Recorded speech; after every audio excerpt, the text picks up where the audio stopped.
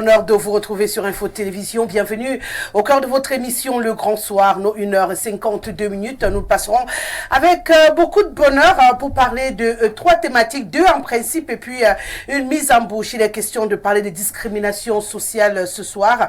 Les derniers chiffres rendus publics par l'Institut national des statistiques du Cameroun nous informent que beaucoup de discriminations sont répertoriées au Cameroun et bien entendu une réalité qui fait froid au dos. On rappelle également que le CED a rendu public le nombre d'interpellations dues à la discrimination également au Cameroun. Plusieurs éléments des forces de défense impliqués dans ce cas de figure. Des chiffres qui nous interpellent et on a envie aujourd'hui de réfléchir avec nos invités comment rétablir l'équilibre dans ce cas de figure pour éviter bien sûr des remous à l'intérieur du pays et restaurer d'une certaine manière ce qu'on appelle entre nous la justice sociale au Cameroun. On parlera également de politique en première thématique de cette émission, notamment des scrutins annoncés pour 2025 au Cameroun et les CAM ce soir sur la sellette, la structure chargée bien sûr d'organiser et de rendre solennels les résultats au Cameroun est au cœur de beaucoup de polémiques. Les uns et les autres accusent aujourd'hui les CAM de travailler un tout petit peu à l'ombre pour le parti au pouvoir, pour préparer une sorte de fraude au regard des dernières actualités, l'absence d'équité au moment des inscriptions, le refus de rendre solennel les listes des inscrits sur le plan national, quelques points de discorde entre, bien entendu, le parti au pouvoir, j'allais dire plutôt ELECAM, parce que le parti au pouvoir est également un parti en compétition, et les partis dits de l'opposition. On va donc éplucher cette actualité ce soir, mise avant notre mise en bouche ce soir.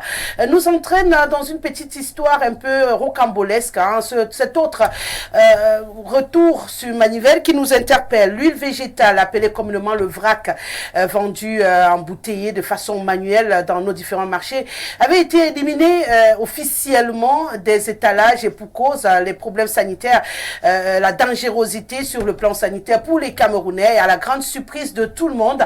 Depuis quelques jours, le vrac est validé. Voilà, désormais, on peut acheter sans crainte le vrac, il n'est plus question de porter les bidons des vendeurs comme on observait dans certains marchés. Qu'est-ce qui peut justifier ce volte-face, j'y arrive, de nos autorités? Une fois que je l'ai dit, je vous invite à vous installer confortablement comme habituellement, bien sûr. Le temps d'un détour, on accueille le panel. 5075, c'est le code d'accès par lequel vous pouvez vous connecter à nous. Alors n'hésitez pas, tout au long de cette émission, on fait bon usage. Bien sûr, du mieux que je pourrais, je rendrai solennel vos réactions. Notre plateforme Facebook, Info TV Cameroun, est également d'actualité, peu importe où vous vous trouvez en ce moment. Vous avez la possibilité de réagir et nous ferons ce que nous pourrons également pour vous permettre de faire partie des panélistes d'une certaine manière ce soir. Parce que j'aime à le dire, il y en a qui sont sur le plateau, il y a vous qui êtes à la maison et qui faites notre bonheur chaque jour. Une fois que je l'ai dit, je vais dire bonsoir au président Samuel Bilon qui est avec nous ce soir, le président national du parti dit de l'opposition, le mouvement réformateur. C'est un bonheur de l'accueillir encore sur ce plateau. Bienvenue, président. Merci de m'accueillir sur votre plateau, Madame Vézélé. Bonsoir, bon après-midi à l'ensemble de vos téléspectateurs. Je suis toujours heureux d'être parmi vous. Je pense que les débats tels que vous les annoncez seront certainement à la hauteur. Je salue le panel, évidemment, et je fais un coucou particulier à l'ensemble des réformateurs qui me suivent. Vous savez, nous avons une actualité un peu dans ces jours-ci. Justement, c'est ce que je m'apprêtais à vous poser comme question. Qu'est-ce qui se passe? Nous avons une actualité un peu dense cette fois-ci avec le lancement, nous sommes en plein préparatif du lancement de l'Union pour une majorité parlementaire, plateforme que le mouvement réformateur a initiée. Ah, pour vous, c'est l'Union pour? L'Union pour une majorité parlementaire. Nous pensons que le changement, ça doit venir par le Parlement. Et nous laissons ceux qui courent derrière le président Biya courir. Ah d'accord, vous limitez vos ambitions au Parlement? Non, c'est pas ça, nous ne limitons pas. Nous pensons que nous avons, vous savez, la devise du mouvement réformateur, c'est unité, liberté, modernité. Nous savons que le Parlement est le cadre idéal pour unir les Camerounais parce qu'au moins il rassemble l'ensemble des circonscriptions du pays. Donc une victoire au Parlement, ça ne peut être que la victoire de tous les Camerounais. Vous comprenez? Voilà. Nous avons quand même une situation difficile dans notre pays. Peut-être que nous allons revenir sur ça. Nous avons une situation difficile dans notre pays qui est au bord du déchirement avec la culture du favoritisme, le repli identitaire, le communautarisme. Et je crois que le choix stratégique que nous faisons, celui du changement à travers le Parlement, c'est un choix qui a vocation évidemment à éviter le piège d'une guerre tribale dans notre pays. D'accord, merci d'être là, Président. Il est également avec nous ce soir, Jacques Léonça Wono, il est juriste, c'est un plaisir de l'accueillir encore sur ce plateau, bienvenue. Bonsoir Rosalie, bonsoir aux millions de téléspectateurs, bonsoir aux co-panélistes, c'est un plaisir d'être là. Merci de m'associer notre fois à la réflexion du grand soir de ce soir. Est-ce que j'ai le droit à Mondo Vision de dire félicitations? Vous l'avez déjà fait. Ben, je laisse le contenu entre nous ou je peux le dire? Je préfère que le contenu soit laissé entre nous. Je peux lui faire au moins 5 câlins en direct? Allez-y. Voilà, un bonsoir particulier à Madame Awono ce soir. Beaucoup de courage à toi chérie, félicitations. Voilà, je l'ai fait. Alors Awono, en attendant, toujours attendu ici Roger Justin Noah et Fadimatou Mpabé, on va en profiter pour démarrer avec vous. On l'a dit avec notre mise en bouche ce soir, on va dire un petit mot dessus. On l'a annoncé sur ces plateaux avec beaucoup de bruit qu'il fallait arrêter de consommer les huiles entre guillemets appelées vrac dans nos différents marchés, ces huiles qui sont vendues en bidon et puis détaillées dans des bouteilles d'1 litre, des millilitres, 1 litre et demi dans nos différents marchés, malgré l'annonce officielle qui suspendait la vente de cette huile-là, taxée de toxique et de dangereux pour la santé des Camerounais. On en avait quand même toujours dans nos différents marchés. Ben aujourd'hui, c'est officiel, on a dit, voilà, c'est autorisé, consommez comme vous voulez cette huile-là. Du coup, on a envie de se demander pourquoi avoir interdit quelque chose qui finalement aujourd'hui est validé sans qu'il n'y ait eu de changement particulier entre-temps. Oui, la question est pertinente. C'est vrai que la situation économique actuelle du Cameroun, avec la pression sociale qui ne cesse d'augmenter, il fallait s'attendre à ce que finalement on autorise aux Camerounais d'aller même presque à la mort pour pouvoir survivre. Parce que là, ça devient très compliqué pour certains Camerounais de vivre. Lorsque on vous fait quand même encore comprendre que il y a plus de 12 000 Camerounais qui vivent avec moins de 500 francs par jour. Vous pouvez imaginer que ce n'est pas évident. Et lorsque une huile comme celle-là, qui habituellement est moins coûteuse, donc qui est presque à la bourse de tout le monde, même ceux qui vivent avec moins de 500 francs par jour. Donc il fallait s'attendre à ce que le gouvernement puisse permettre de manière officielle finalement, parce que jusque-là c'était consommé, mais c'était pas de façon officielle. Mais qu'est-ce qui avait justifié là, on nous avait dit que c'était dangereux. Ça a arrêté d'être dangereux pour les Camerounais, où on a dit, comme la conjoncture est difficile, comme vous dites, allez, tuez-vous doucement, c'est pas grave. Oui, c'est un peu ça. C'est un peu ça. Le gouvernement actuel est un peu dépassé par les événements. Donc, il faut à tous les prix permettre aux Camerounais de vivre. Même s'il faut parfois les envoyer à la mort, parce que là, il faut rappeler que c'est une huile qui est impropre à la consommation. Et donc, sur le plan de la santé, ça peut avoir d'énormes répercussions. Le gouvernement le sait très bien, mais dépassé par les événements, vous voyez la pression sociale qu'il y a dehors, c'est pas évident pour certains Camerounais de pouvoir manger à leur faim. Donc, c'est une huile qui est moins coûteuse, et donc qui est presque à la bourse de tous les Camerounais. Et donc, il fallait quand même permettre de façon officielle que ces Camerounais-là puissent manger, même si après, sur le plan de la santé, ça peut avoir d'énormes dégâts. Le gouvernement le sait très bien, mais je dis ce gouvernement est presque dépassé par les événements, avec la pression sociale qui ne cesse d'augmenter. Vous partagez cette réaction, vous comprenez également qu'on soit passé de pile face avec cette décision qui finalement inquiète des gens comme nous qui avons cru. On a cru qu'on ne devrait pas consommer cette huile et aujourd'hui on nous dit, vous pouvez quand même. Est-ce qu'il y avait donc un problème, j'ai envie de penser ainsi, qu'il y avait un problème de business qui avait mal marché la première fois et puis on a dit il faut enlever du marché. Aujourd'hui que la quote-part a été versée, on valide finalement cette huile qui peut-être au fond n'était pas si mauvaise, puisqu'elle n'a pas totalement disparu des marchés entre-temps. Bon, vous savez, quand vous parlez du business, sur les décisions gouvernementales aujourd'hui, il n'y a pas il ne peut pas manquer du business. C'est ça, pour vous reprendre un peu là.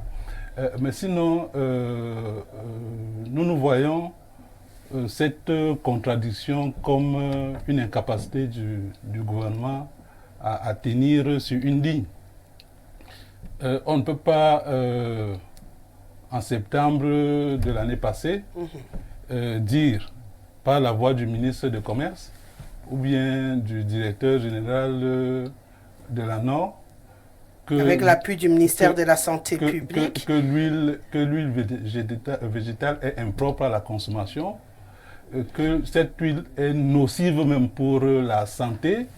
On ne peut pas aligner toutes les qualificatifs qu'on a alignés pour mettre cette huile hors, pour l'interdire, pour que quelques mois après, on vienne l'autoriser. C'est une incohérence gouvernementale qui montre effectivement que le gouvernement n'a aucune ligne et que le pays n'est finalement pas gouverné. Je crois que c'est la première observation que nous pouvons faire. La deuxième observation, c'est de dire que si on arrive effectivement à cette situation, c'est parce que le gouvernement aussi est incapable d'industrialiser on va dire quoi, un produit comme l'huile. Ce n'est pas normal qu'on puisse trouver encore sur les marchés, ce n'est pas normal qu'on puisse trouver encore sur les marchés de l'huile que les gens embouteillent n'importe comment. Mais je voudrais dire que son interdiction, en même temps, ne se justifiait pas parce qu'en réalité, c'est l'ensemble du pays. Quand vous allez au marché, vous allez trouver les nourritures en plein de sol, non? Oui. Vous allez aller au marché du Mfundi. Vous allez voir même que le marché est mélangé comment on appelle ça? Au dépôt d'ordures. Vous allez voir, il y a même des endroits dans le marché de Mfundi où quand vous traversez, vous passez, vous avez l'impression que c'est n'importe quoi, que vous marchez sur une fosse septique. Donc, on a un gros problème d'hygiène et donc, du coup, cette interdiction pose quand même un problème parce que ça sort de l'ordinaire. Ça sort de l'ordinaire. Donc, il y avait forcément un business derrière qui n'a pas marché et la remise sur le marché de cette huile participe effectivement du fait que, bon, le business n'a pas marché et que, entre-temps aussi, il faut dire à nos téléspectateurs que les associations, en l'occurrence, ont aussi levé le ton parce que... Lesquelles associations? Les associations de consommateurs, les associations de la filière, oui. Ils sont là, oui, les associations de consommateurs? Non, pas forcément, je veux dire ceux en charge de la filière, les associations qui sont sur la filière oléagineuse, là. Donc, ont effectivement contesté cette interdiction parce que qu'est-ce qu'on dit? On dit qu'on interdit, mais en même temps, on dit que les boulangeries peuvent utiliser. Vous comprenez? On dit qu'on interdit mais cette huile-là qui est impropre à la consommation, mais on dit que les gros consommateurs comme les boulangeries et autres peuvent utiliser. D'accord? Et rien n'empêche donc que quand moi je prends ça en tant que boulanger, je repose ça sur le marché. Rien n'interdit. Donc si on interdit pour tout le monde. Vous comprenez? Donc il y a aussi cette incohérence-là qui a fait que l'interdiction, effectivement, qui était parcellaire ne se justifiait pas au fond. Parce que si on veut interdire, parce que c'est impropre à la consommation, on interdit pour tout le monde. On interdit pour tout le monde. Mais en réalité, ce n'est pas ça. Le gros problème, c'est que nous sommes incapables de soutenir l'industrie même de l'huile. Ce n'est pas normal. Parce qu'à côté des raffineries, on va dire ceux qui raffinent plus ou moins dans de bonnes conditions, on a des raffineries qui ne sont pas maîtrisées et qui n'arrivent pas à bien raffiner l'huile. Vous comprenez? Donc c'est tout, c'est l'absence de maîtrise de tout ça. Et donc, quelque part, je peux donner raison à M. Aouna qui dit que le gouvernement est dépassé. Le gouvernement est dépassé, le gouvernement ne contrôle pas tous les circuits en d'autres termes, l'huile vrac est finalement une bonne huile, mais seulement elle a été victime de tripatouillage et aujourd'hui on peut la consommer sans problème. On peut donc ça veut dire que normalement, si tout se passait normalement, on ne devrait pas trouver cette huile comme ça. Parce que comme je vous dis, on a des raffineries traditionnelles qui n'arrivent pas à raffiner l'huile correctement. Et comme on ne peut pas faire la part entre l'huile qui est bien raffinée et l'huile qui n'est pas bien raffinée, bon, l'interdiction, je crois que en principe, ça aurait pu être la meilleure solution. Mais sauf que ça entre dans un contexte où la vie est très chère, où les gens ne peuvent pas se permettre, il y a des gens qui ne peuvent pas se permettre d'aller acheter une bouteille d'huile. Mais quand on parle même du prix, le décalage avec l'huile hermétiquement fermée n'est pas énorme. Hein. C'est quelque chose de 100 francs. 100 francs, 150 francs, puisqu'ils vendent ce litre à, je crois, 1000 francs, 900 000 francs, et on vend la bouteille hermétiquement fermée à 1500. Ils vendent celle-ci à 1000 francs. Sauf que dans ce cas, vous avez des gens qui pouvaient détailler ou on pouvait même acheter à 150. Oui. Vous comprenez? Oui. Voilà, donc vous avez une famille où on ne peut pas acheter, ils n'ont pas l'argent pour acheter l'huile à 1 litre, donc ils partent pour la journée. Les gens vivent au jour le jour au Cameroun. Sans soutien de l'État, sans rien, négligé, les gens vivent au jour le jour. Donc je crois que c'est tout ça qui fait qu'effectivement, vraiment, on est dans, nous on veut retenir l'incohérence gouvernementale. Parce que ce n'est pas normal qu'un gouvernement interdise l'huile pour revenir autoriser l'huile. Vraiment, on perd les Camerounais en réalité. Non, on va consommer l'huile. Le vrac. Oui, je crois quand même que le ministère de la Santé, à travers des organismes spécialisés, devrait pouvoir démontrer aux Camerounais que cette huile-là n'est pas impropre à la consommation. Non, mais ils avaient fait plutôt la démonstration contraire. Ils avaient démontré qu'elle était toxique, qu'elle était nocive, le ministère de la Santé publique. Et là, il n'y a rien eu, mais on restaure seulement cette huile sur le marché. Voilà pourquoi j'estime que le ministère de la Santé publique doit pouvoir se prononcer tout au moins. Du moment où le gouvernement change de posture, il devrait aussi venir expliquer aux Camerounais pourquoi est-ce que le gouvernement change de posture. Est-ce que finalement, ils ont découvert que cette huile n'est pas aussi impropre à la consommation que ça, et que finalement on pouvait la consommer. Ils s'en foutent. Dans les mêmes laboratoires qui ont fait le test la première fois vont faire le test contraire. Non, mais en réalité, ils s'en foutent. La santé des Camerounais, ce n'est pas leur préoccupation en réalité. Comme ça a été dit sur le plateau, quand vous avez ce genre de décision dans notre pays, on connaît comment le pays fonctionne, il y a un business derrière. Il y a un business derrière qui n'a pas marché. On ne se préoccupe pas de la santé des Camerounais. Si on voulait se préoccuper de la santé des Camerounais, on n'allait pas... Parce que comme je vous dis, vous avez des raffineries traditionnelles qui n'arrivent pas à bien raffiner l'huile et qu'on retrouve sur le marché. Vous avez même un autre phénomène dénoncé par les responsables, on va dire les associations du circuit de l'huile.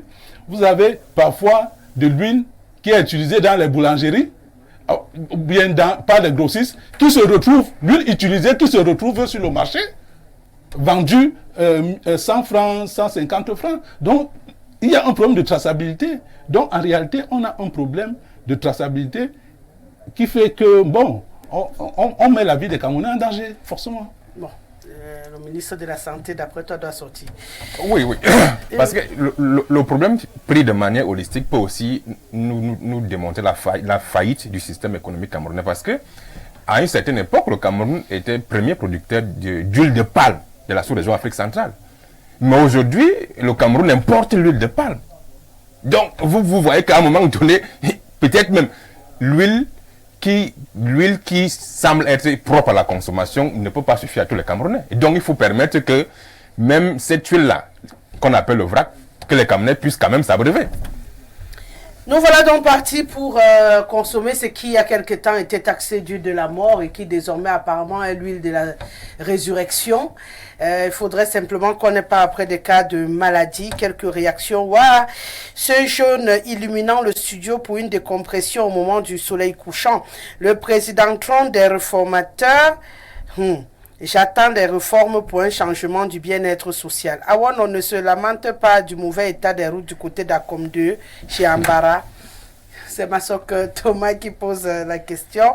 Véritable navigation à vue que nous vivons de la part des gouvernants Tron, incapables de penser en mode agro-industriel malgré parce que plongés dans des batailles financières à leur donner une morphologie de ventripotent. Je ne comprends pas ce vote face à revenir pour nous donner latitude et longitude pour une programmation de la mort lente dans la consommation du vrac, non loin de chez moi en Fundi Market. Où est encore le R à nous faire vivre la danse nutritionnelle du fourre-tout? C'est Masok Thomas qui nous écrit ce soir. Bonsoir Rosalie et à ton panel. L'incohérence gouvernementale, vous vous rappelez qu'on avait interdit aux gros porteurs de circuler en journée dans le périmètre urbain de Yaoundé par exemple, oubliant que les camions des brasseries, les camions de toutes sortes livrent à longueur de journée. Jean-Paul, depuis Yaoundé, un gros problème, hein, parce qu'on a beaucoup d'accidents liés à cette circulation des camions en plein jour. Par contre, je souhaiterais qu'on revienne à cette mesure-là. Madame Rosalie, bon après-midi. De vrais farceurs, nos opposants, hein, changer le Cameroun par le Parlement. Une autre trouvaille après l'opposition des propositions au Parlement. Simon Djoumessi, depuis un quoi ban. Bon après-midi Rose, et à tout ton panel. L'huile avait été interdite sur le marché peut-être parce que les producteurs n'avaient pas donné la part du gouvernement. Dès qu'ils ont donné, boum, le gouvernement autorise la vente du produit. Oumarou Ibrahima, depuis Ngaoundiri à Yaoundé. Bonsoir la Rosalie nationale, toujours très belle. Bonsoir au panel et à mon frère Awono. Bonne émission à vous. C'est le coach Freddy Ngos qui nous écrit. Bonsoir très cher René. Pour l'autorisation d'huile végétale, je dirais simplement que le gouvernement est dépassé. Je rejoins les deux papas. Quelque chose n'a pas marché dans cette affaire. Achille Aimé, depuis Yatika, c'est vrai que j'étais habitué avec Stade Sikam. Je m'habitue désormais à Yatika. Hein. C'est un habitué de cette émission. Il a changé de coin, comme on dit souvent. Chez nous, voilà, ok. Bonsoir Rosalie, l'ordre de 82 a un plan d'assassinat collectif du peuple camerounais, mais seul Dieu est notre protecteur. Théodore depuis Edea. Vu la situation, je pense qu'on va poursuivre cette émission en nous intéressant à la discrimination, c'est ce que vous souhaitez, à la discrimination sociale ce soir. On parle donc de cette autre réalité, je le disais.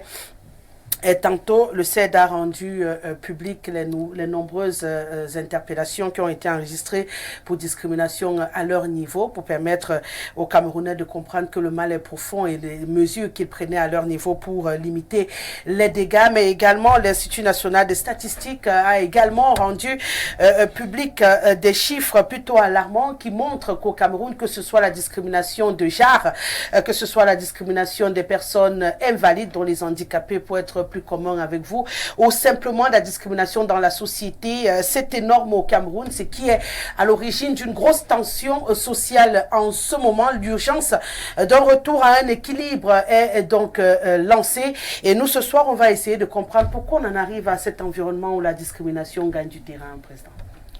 Et avec votre permission, avant de revenir sur votre question, je vais réagir un peu aux téléspectateurs qui pensent qu'on ne peut pas avoir de changement à travers... Ah non, c'est pas ce qu'il a dit. À travers l'Assemblée nationale. C'est pas ce qu'il a dit. Il a juste dit qu'il est de plus en plus surpris d'avoir des partis politiques au Cameroun qui se positionnent non pas pour la présidence, mais pour le Parlement. C'est juste une remarque. Puisqu'il y en a qui ont dit sur ce plateau qui sont des partis de proposition. Et vous avez dit que vous êtes en train de mettre sur pied l'union pour une majorité parlementaire. Donc, il constate juste pour avoir la majorité au Parlement. Je voulais juste préciser que si on a la majorité au Parlement, on change le pays. Parce que non seulement on fait les lois, mais en plus on forme le gouvernement. Et c'est le gouvernement qui est au service des Camerounais. Voilà. Bon, mais pour revenir à votre question... Je crois qu'il y a au mouvement réformateur une discrimination qui appelle particulièrement notre attention. C'est les classes ou bien la lutte de classe que les gens sont en train de préparer dans notre pays avec des gens qui suffoquent, qui sont pris à la gorge, qui n'ont pas de moyens qui survivent très difficilement, et avec de l'autre côté des gens qui sont pleins aux as, qui ont tout pour eux. Je crois que c'est une discrimination. Ça, elle est factuelle parce que de l'autre côté, parfois, ça peut être subjectif. En quoi c'est de la discrimination qu'on ait une classe de pauvres, une classe de riches ou une classe de modestes dans un pays? Ça existe partout. Vous savez, moi, non, je vais vous dire quelque chose. Regardez par exemple, au moment de préparer le SMIC l'année dernière. Le gouvernement a dit que les fonctionnaires allaient avoir un SMIC à 60 000 francs. Et les contractuels d'administration allaient avoir un SMIC autour de 41, toutes les façons autour de 40 000 francs. Vous avez des gens qui travaillent parfois dans le même bureau et qui font parfois la même tâche parce que vous êtes fonctionnaire et que l'autre est seulement contractuel, vous avez des salaires différents. Mais vous-même, vous venez de Ce n'est pas une discrimination. Vous êtes fonctionnaire et l'autre est contractuel. Oui, mais ce n'est pas une discrimination. On paye quoi? C'est le travail qu'on paye, non? C'est le travail qu'on paye. Ça veut dire que si le gouvernement lui-même, il est incapable d'allier ses contractuels à 60 000 francs au SMIC, comme on allierait les gens qui sont dans les sociétés de gardiennage dehors, c'est une discrimination. Donc si je vous comprends bien, j'ai dans ma structure, je prends un truc bête, un caméraman professionnel qui a 15 ans de carrière, qui est en train de travailler, et puis je recrute un stagiaire caméraman également, qui sort de l'école, et qui est aussi derrière la caméra, qui est en train de faire le même boulot. Je vais les payer le même montant parce qu'ils sont tous deux caméramans. C'est pas la même chose. C'est pas la même chose. Le principe du SMIC, c'est salaire minimum garanti interprofessionnel. Le principe du SMIC, c'est que dans toutes les branches, on doit avoir le même SMIC. Non, le SMIC, c'est la base. C'est ça. Mais ce n'est pas le salaire entier. Vous comprenez? Non. Parce que vous parlez d'être payé au même montant. Le SMIC, c'est la base. Et tout ce qui est mis comme avantage au-dessus, automatiquement crée la différence. Madame, le SMIC, c'est le salaire minimum. Oui, quand on dit le salaire minimum, ça veut dire que normalement, on ne doit pas être en deçà de ce salaire. On est d'accord. OK. Le gouvernement choisit que ces contractuels seront à 41 000 quelque chose, pendant que les autres les entreprises privées ont le SMIC à 60 000 francs. C'est une discrimination. Ah, donc vous avez l'impression qu'on avantage le privé? C'est une discrimination. Non, je vous ai appris que même dans les fonctionnaires, même certains fonctionnaires ont 60 000 francs le SMIC, non. Ce n'est pas une affaire de privé. C'est pour vous dire que on parle de discrimination, mais la base de la discrimination, c'est la manière dont on est gouverné dans notre pays. Vous comprenez? On parle de discrimination. Vous avez des gens qui vous disent qu'il y a des autochtones, il y a des allogènes. Ce n'est pas la discrimination? Parce que vous avez une gouvernance qui est entièrement basée sur la discrimination. Est-ce que vous avez déjà vu on va dire, est-ce que vous avez déjà vu le parti au pouvoir aujourd'hui aller prendre quelqu'un d'une autre? Parce que dans les discriminations, il y a les discriminations tribales, hein? Il y a les discriminations, il y a discrimination ethnique. Donc, il n'y a pas seulement les discriminations du genre. Donc, et même à ce niveau, quand vous regardez le nombre de féminicides aujourd'hui, on a l'impression que les femmes ne sont plus protégées dans notre pays. On a l'impression que les femmes ne sont plus protégées dans notre pays. Donc c'est pour dire qu'en réalité, dans tous les secteurs, c'est ce que je veux dire, c'est ce que je voudrais qu'on retienne. Je voudrais dire que dans pratiquement tous les secteurs aujourd'hui dans notre pays, vous allez trouver des discriminations. Et donc, dire que la gendarmerie, peut-être en son sein, ou bien les forces de défense dans leur sein... Et ils ont fait au moins un check-up interne. Font un check-up interne. Ouais. Bon, moi, je souhaite que dans ce genre de cas, comme ça se passe ailleurs, qu'on ait peut-être une instance indépendante pour effectivement faire... Parce qu'eux, ils ont fait ça. Est-ce qu'on a fait ça dans les L'Institut national des statistiques a fait pour le reste? Non, l'Institut national des statistiques, ce n'est pas une instance comme pour de lutte contre les discriminations. On peut avoir effectivement une instance indépendante de lutte contre les discriminations qui va faire son rapport et qui va faire de manière tout à fait un rapport tout à fait objectif sur les discriminations. Parce qu'il y en a dans tous les secteurs, c'est ce que j'essaie de dire. D'accord. Donc je suppose que pour vous, l'INS fait des travaux qui ne sont pas rassurants, puisque non, l'INS fait des statistiques. Ils font des statistiques, mais ils sont pas, c'est pas un organisme de lutte contre les discriminations. Est-ce qu'ils ont besoin de lutter pour donner des chiffres? On doit lutter contre les discriminations dans notre pays, c'est ce que je dis. Non, oui, bien sûr. Votre lecture de notre environnement sur ce point? Oui, je crois que le Cameroun baigne dans la discrimination. Je l'ai souvent dit ici que nous sommes dans un pays où très peu ont tout pris et beaucoup n'ont rien. C'est le résultat de la fracture sociale énorme. Le président l'a dit, nous sommes dans un pays où très peu mènent une vie rutilante, et pendant que beaucoup crèvent dans la misère. Voilà pourquoi en 2024, on peut encore avoir 12 000 Camerounais qui vivent avec moins de 500 francs. Donc, je crois que ça part même de là, la discrimination. Nous sommes dans un pays où tout le monde est capable de dire « tu sais qui je suis, tu sais à qui tu as affaire ». Lorsque vous faites un tour en route, lorsque vous arrivez même dans un contrôle policier, vous voyez qu'on n'interpelle pas tous les véhicules. Il y a certains véhicules qui ont certains insignes qui se permettent de passer sans qu'ils ne soient interpellés. Il y a d'autres qui sont obligés de s'arrêter parce qu'ils n'ont aucun insigne, ils n'ont personne. Donc, des petites discriminations comme ça, dans la société, on en voit chaque jour. Et on n'a pas aussi un gouvernement qui prend en compte que il faut rétablir l'équilibre. On a l'impression d'avoir un gouvernement qui est presque sous, qui ne comprend pas les cris des Camerounais, parce qu'à un moment donné, il est de la responsabilité du gouvernement de pouvoir rétablir les équilibres, de faire en sorte qu'on soit dans un pays où règne la justice sociale, l'équité, où finalement tous les Camerounais se sentiront égaux devant la justice, devant tout ce qui a lieu. Donc, le gouvernement ne travaille pas à rétablir les équilibres. Le gouvernement travaille plutôt à creuser davantage ces équilibres pour que les Camerounais d'en bas en bas, comme certains disent chaque jour, se sentent un peu plus en bas et que ceux qui sont en haut se sentent encore un peu plus en haut. Donc, je crois que je ne suis pas très d'accord avec le président lorsqu'il dit que l'autochtonie est allogène. Pour moi, le Cameroun est fait ainsi. On ne peut pas concevoir le Cameroun sans prendre en compte la dimension communautaire. Pour moi, s'il en est une discrimination, je crois que c'est une discrimination positive.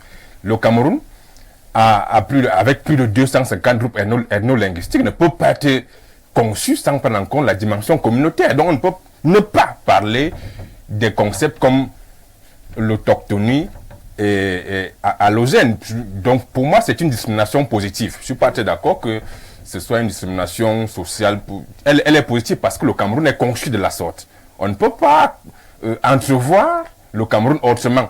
Voilà pourquoi, là au moins, il faut apprécier le travail du gouvernement dans le sens de vouloir rétablir l'équilibre parce que, dernièrement, on a inséré le mot autochtone dans le code de la décentralisation. On a quand même permis à ce que on commence à faire avec parce que ça rétablit certains équilibres qui jusque-là étaient violés, étaient biaisés. Donc je crois que pour moi c'est une discrimination positive et le gouvernement doit travailler à chercher des solutions comme celle-là pour pouvoir rétablir ce qui peut encore l'être dans les équilibres. Vous avez l'impression que l'équilibre régional, je pense que c'est un tout petit peu de ça que vous êtes en train de parler quand on parle d'autochtonie et autres, que c'est une discrimination positive. Est-ce que vous ne pouvez pas vous dire que ça peut être également cet équilibre régional qui nous donne ces populations d'en bas en bas, comme vous dites, et celles d'en haut en haut, issues de cette discrimination-là?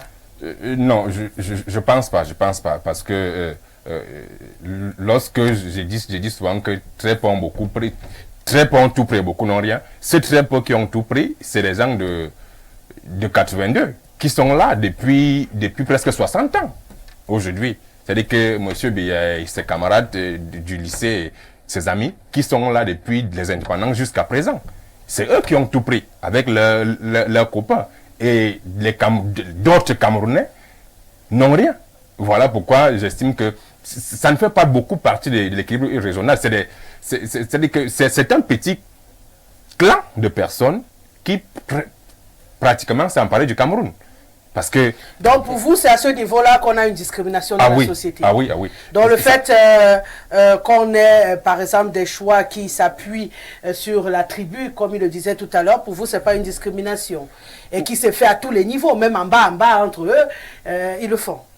Oui, les choix faits sur la... je ne pense pas que ce soit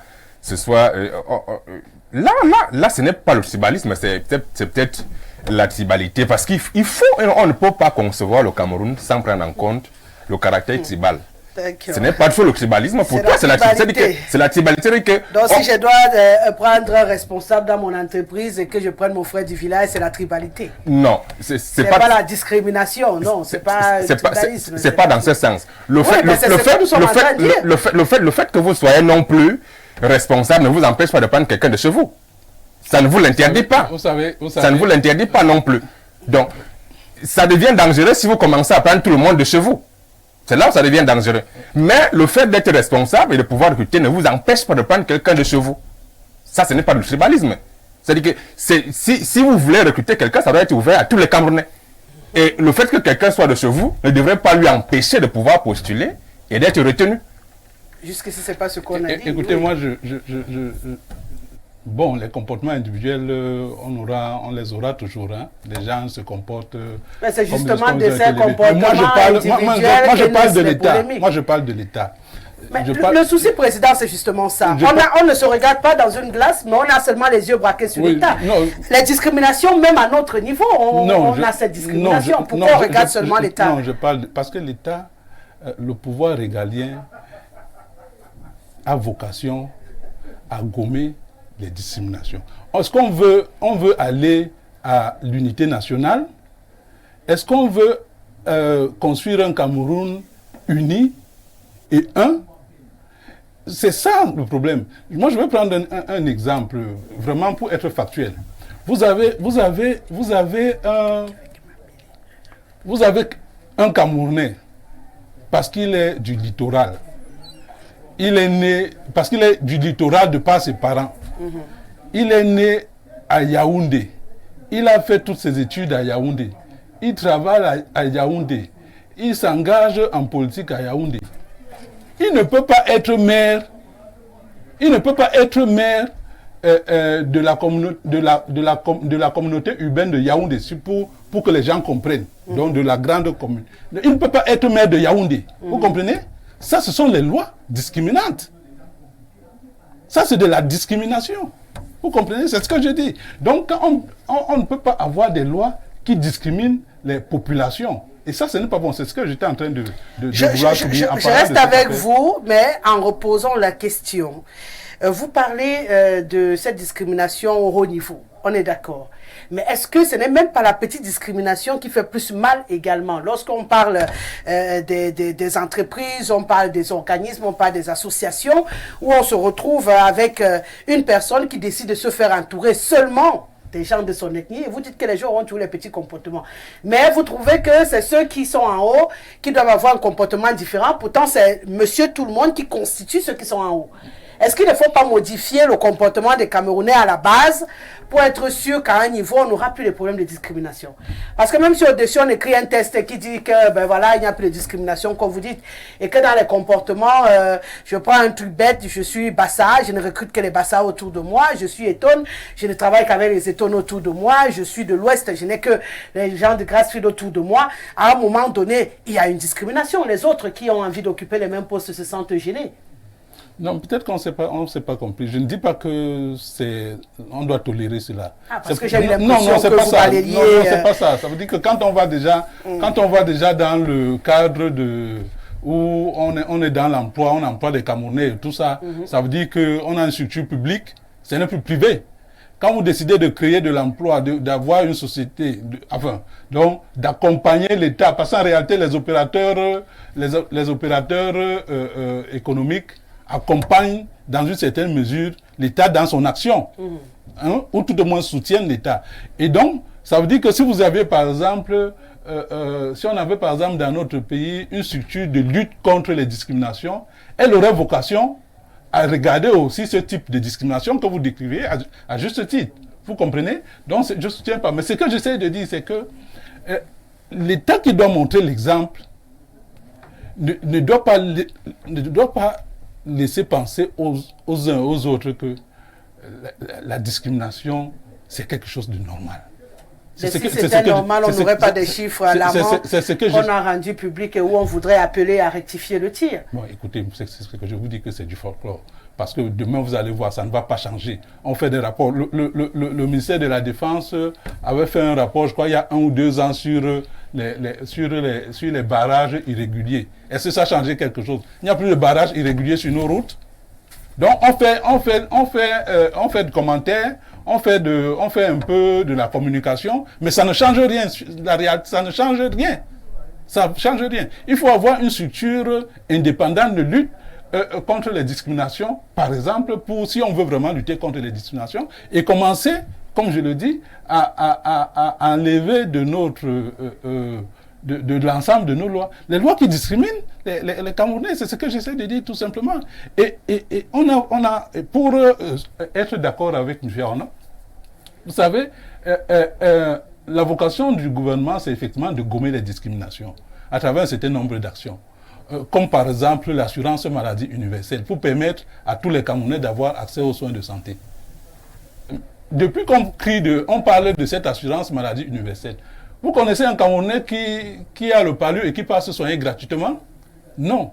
On a dit depuis 2010 qu'on allait construire les logements sociaux. Voilà les actions pour gommer les discriminations. Parce qu'on part du principe que tout le monde n'a pas accès au logement décent. Et donc l'État doit accompagner les Camerounais les plus pauvres à avoir accès au logement décent. On a lancé le projet de 10 000 logements sociaux. Quand on a construit les premiers logements, qui a pris ça? Ce ne sont pas les gens de la présidence qui ont pris les premiers logements. Et jusqu'à aujourd'hui, on a combien de logements sociaux depuis 2010? On n'en a même pas fait 2000 ou 3000. Donc, en réalité, on n'est pas dans une gouvernance visant à gommer les différences, les discriminations. Donc, c'est ça, c'est ce que nous essayons de dire tout simplement. Oui. C'est vrai que il faut dire que la responsabilité est celle de l'État de pouvoir établir les équilibres. Mais aussi, tout est dans la mentalité. Il faut à un moment donné qu'on commence aussi à faire comprendre aux Camerounais que le changement est d'abord mental. Lorsqu'on aura compris que sur le plan mental, il faut changer, je crois que le reste va suivre. Vous savez qu'on a nos frères d'une certaine région, que je préfère ne pas citer, qui ont cette facilité à créer des entreprises, mais qui ne travaillent qu'avec leurs frères. Ça, c'est une discrimination. Donc, il faut que ça commence dans les mentalités, qu'on commence à comprendre que nous sommes tous égaux. Je peux être d'une région, je crée une entreprise et je choisis de travailler avec d'autres Camerounais qui viennent d'autres régions. Non, mais donc, parfois, c'est dans la mentalité aussi. J'essaie de suivre votre regard, mais je vais vous dire que ce n'est pas propre à une région. Ça veut dire que c'est quelque chose qui est commun aujourd'hui à tous les Camerounais. Entrez dans les ministères. Si vous partez, vous trouvez que c'est un ministère, que le ministre est un gars bassa, tout le monde parle bassa. Si vous trouvez que le ministre est tonne, tout le monde parle tonne. Donc, ce n'est pas quelque chose qui est propre à une région. Donc, évitons de cataloguer peut-être une région ou non. C'est quelque chose qui est propre à nous. Et je suis d'accord avec vous qu'il faut que les gens comprennent que mentalement, il faut que les gens comprennent que les discriminations ne nous apportent rien. Tout au contraire, les discriminations nous exposent. Les discriminations nous exposent à la guerre, nous exposent au conflit. Donc je crois que c'est exactement ça.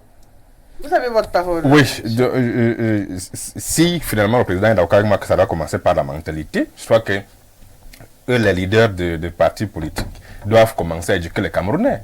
C'est le reproche que je fais souvent aux leaders de partis politiques de l'opposition, de pratiquement copier le parti au pouvoir dans l'absence de formation de leurs militants et de leurs sympathisants. C'est rarement que vous verrez les partis politiques de l'opposition organiser des meetings de formation, des campagnes de sensibilisation. Tous apparaissent lorsque nous sommes à l'approche des échéances électorales, comme 2025 arrive là. C'est un printemps électoral qui finalement va faire apparaître tous les hirondelles qui vont chanter. Donc, il faut que nos leaders politiques comprennent qu'il faut éduquer les Camerounais à la chose politique. Ça commence par là, dire aux Camerounais que le changement est d'abord mental. Ça commence par la mentalité. Lorsque sur le plan mental, on aura compris qu'on a besoin du changement, je crois que le reste pourra suivre. Il y a une discrimination que même le changement, le comportement n'arrive pas à effacer, la discrimination du genre. Oui. À compétences égales, on a du mal à avoir le même salaire que les hommes dans les entreprises. L'accès au boulot, moi j'ai l'habitude de poser la question. Je prends un cas qui est souvent très drôle, moi qui me fait sourire. Lorsque vous êtes un garçon et que vous invitez le président sur un plateau et qu'il est content un soir, il décide de vous offrir un verre, c'est tout naturel, ça ne semble pas compliqué. Mais le jour où il doit offrir à un autre modérateur de sexe féminin, il y a toujours des petits rajouts du genre on doit aller prendre ça à l'hôtel, on doit, comme si le boulot que vous faisiez était de boulot. Oui, ça peut faire rire, mais je prends le cas que moi je vis pour que ce soit facile pour tout le monde, qu'on puisse rentrer en profondeur. C'est un cas moi vous allez faire vivre votre plateau. Ah non, je ne vais pas faire vivre mon plateau. Je dis juste une réalité, moi qui me fait souvent me poser beaucoup de questions. Est-ce que le fait d'avoir une robe, ça je prends cet exemple, mais vous êtes libre d'ouvrir, vous change du garçon qui est debout avec son costume lorsqu'il est en train de faire le même boulot, pour qu'à la fin le remerciement soit différent. On a l'impression que mon merci à moi, c'est un merci que je dois encore aller chercher quelque part, et le merci qu'on fait au modérateur de sexe masculin est un merci normal. Voilà, on a fini l'émission, c'était bien, merci pour le travail. Et cette réalité là, elle s'impose partout. Lorsque vous partez demander du boulot, ou lorsque vous partez pour le suivi d'un dossier, on regarde d'abord la personne qui est debout et non ce que vous êtes venu faire et non ce que vous apportez comme idée. À un moment donné, ça devient gênant dans un environnement où aujourd'hui beaucoup de femmes aimeraient bien être considérées au même titre que, puisqu'on fait les mêmes écoles, président. On fait les mêmes écoles, on a la même capacité, parfois on l'a même mieux que certains hommes. Mais comment ça s'explique que dans le quotidien, même dans nos familles, on en est encore à cette discrimination-là et qui fait beaucoup de mal aux gens en vérité? Ah oui, c'est une discrimination qui est aussi vieille que le monde, parce que ça n'a pas commencé hier. On a toujours eu l'impression que l'homme est un cran au-dessus de la femme. C'est depuis l'humanité que c'est comme ça.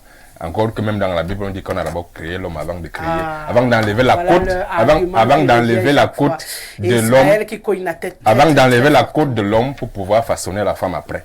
Donc, même depuis la nuit des temps, ça a toujours été comme ça. Mais sauf que maintenant, dans le contexte camerounais, il faut apprécier quand même les efforts qui sont faits par le gouvernement, parce que il y a des quotas, il y a des pourcentages qui commencent à être respectés. Vous voyez, au Parlement, par exemple, il y a des quotas. Lorsque il fallait peut-être pour le président de la République de nommer les sénateurs, il y a un quota pour qu'il commence à respecter pour les femmes. Même dans le gouvernement, il y a des côtés. Je crois que les choses évoluent dans le sens de ce que finalement, cette discrimination soit de moins en moins visible. Mais c'est une discrimination, comme je l'ai dit, qui est aussi vieille que le monde. Ça n'a pas commencé hier. Donc ça ne peut pas partir. Progressivement, c'est naturel, c'est normal. Non, c'est pas ce que j'ai dit. Mais quand vous dites que c'est plus vieux que le monde, ça veut dire que c'est normal. C'est naturel. Donc on vit comme ça et puis on doit s'attendre à se faire tripoter à tout bout de champ parce qu'on est une femme. Non, c'est pas ce que j'ai dit. J'ai dit que les efforts sont faits pour que progressivement, cette discrimination puisse disparaître. Pourquoi ça ne doit pas s'arrêter carrément? Pourquoi progressivement? Parce que c'est aussi vieux que le monde. Ça n'a pas commencé hier. C'est un phénomène qui est très vieux, qui a commencé depuis... Oui, c'est un phénomène qui a commencé depuis la création de l'humanité. Donc, ça ne va pas finir du jour au lendemain. Donc, il faut dire que les efforts sont faits. Parce que je parle des quotas, des pourcentages qui sont de plus en plus respectés dans notre pays. Donc, il faut s'attendre que progressivement, ça va changer. Ça commence même d'abord par la mentalité aussi. Donc, progressivement, ça va changer. Il faut commencer à éduquer les gens, que les gens comprennent finalement que l'homme et la femme peuvent, à un moment donné, être du 50-50. Ah, peuvent. Peuvent. Vous voyez la difficulté, président, qu'on a même à visualiser cette réalité. Non, moi, je voulais dire que vous avez, excusez-moi, mais je pense que vous avez un peu... Caricaturé. Oui, la caricature. Oui, c'était une caricature. Oui, mais elle est vraiment forte. Voilà. Parce que là, on sort de la discrimination. Si on prend l'exemple que vous avez... en gros, c'est pas une discrimination. Non, c'est quoi? C'est une appréciation. Non, c'est plutôt la maladie. C'est quelqu'un qui est malade. oui. Alors, ça veut dire que j'en connais beaucoup de malades. Oui, ça veut dire que oui. Ils sont donc tous malades, finalement. Oui. Ça, c'est plus la discrimination. Parce que ça n'a rien à voir avec ce que vous avez soulevé de manière tout à fait pertinente de la discrimination, de la différence de salaire entre l'homme et la femme. C'est un problème qui n'est même pas propre au Cameroun. On en parle même dans les pays développés. Jusqu'aujourd'hui, à compétences égales, on a tendance à avoir des hommes qui ont un salaire plus élevé. Bon, ça c'est dû à beaucoup de choses. On a parfois pour des dames le repos. Comment vous appelez ça? Congé de maternité. Le repos, congé de maternité, tout ça. Bref, il y a beaucoup de choses. Dans les pays... Non, ce que j'essaie de dire, c'est que les pays qui aujourd'hui luttent contre cette discrimination, essayent de faire évoluer leur législation au point où parfois, dans certains pays aujourd'hui, le congé de maternité n'est pas seulement pris par les femmes, c'est parfois partagé aujourd'hui. Vous comprenez? Donc, il y a ce problème, il est réel. Le problème de discrimination déjà, c'est un problème réel. Mais ça n'a rien à voir avec l'exemple que vous avez pris, parce que l'exemple que vous avez pris là, c'est autre pourquoi chose. Le président transmis avec mon exemple? Mais c'est de la discrimination, président. Non, c'est pas la discrimination. C'est la discrimination. Non, c'est pas la discrimination. Non, je vous dis, là, c'est la discrimination. C'est autre chose. C'est autre chose, c'est pas la discrimination. Ça n'a rien à voir Il avec ne la faut pas qu'on perde de l'air. Il ne faut pas qu'on perde de l'air. Ah, écoutez les machos. Là-bas, c'est pas la discrimination. Non, il ne faut pas qu'on Ça, Donc, nous, on se sent discriminé et vous dites que c'est pas la discrimination. Non, c'est pas la discrimination. Ce que je sais vous dire, ça veut dire que vous avez peut-être affaire à un ou deux malades qui... Parce que normalement, si... Non, à beaucoup de malades. Non, ça veut dire que si on a besoin de vous offrir une bière, c'est une bière. On offre une bière à un camarade, ami, comme un camarade. Ça s'arrête là si c'est la bière. Bon, encore qu'aujourd'hui, on a des gens qui sont gauchers et tout ça, donc il n'y a même pas... Non, ce n'est pas, ne perdons pas les téléspectateurs. Mais vous avez raison, on a quand même... Mais je pense que vous avez dit quelque chose qui est essentiel. Il faut que les gens comprennent que la jeune fille aujourd'hui doit être mise au même pied d'égalité que le jeune homme. Ouais. Vous comprenez? Même dans nos familles aujourd'hui. Mais malheureusement, la pauvreté oblige les gens à faire un certain nombre d'arbitrages malheureux. Parce que quand vous savez, dans beaucoup de pays, l'école est obligatoire jusqu'à 15 ans. Au moment réformateur, par exemple, nous disons que l'école doit être gratuite, obligatoire jusqu'à 15 ans.